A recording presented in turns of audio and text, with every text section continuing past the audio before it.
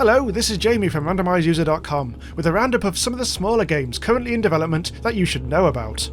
We have a Binding of Isaac style game called The Madness of Little Emma, a twist on the Wipeout formula called Glitch, and the very early alpha of a Lemmings-style puzzle game named Graina. Firstly, The Madness of Little Emma. It's a platform game that's basically Binding of Isaac with jumping.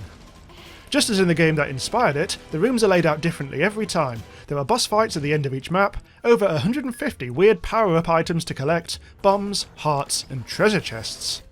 Each time you enter a new room, you're sealed in and have to kill everything before you're free to go. The storyline is predictably dark, referencing depression, suicide, and gummy bears.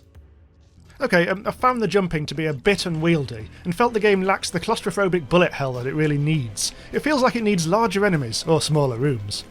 But the core concept is, let's face it, tried and tested. And providing that it can avoid the trap of feeling repetitious on replays, Emma could be a fine little roguelite.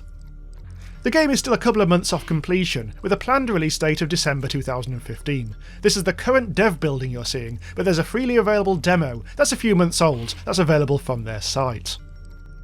Glitch is a very different proposition. It's another crack at the Wipeout formula, with a slick spaceship shooting into the screen at breakneck speeds, requiring twitch reflexes. And it's free! The tracks are procedurally generated and infinitely long, plus you can't stop accelerating, although you do have air brakes to nudge you sharply around corners.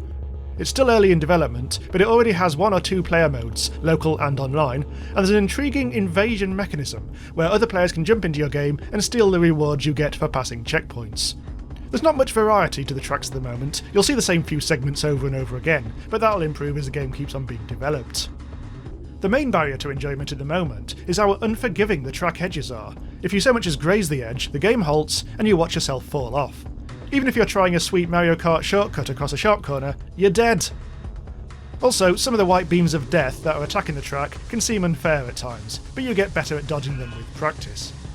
One last thing to mention, the soundtrack is designed to showcase undiscovered musical talent, and if you hear something you like, you can bookmark it with a button press, which is nice. Check out glitchracing.com to get started with this game.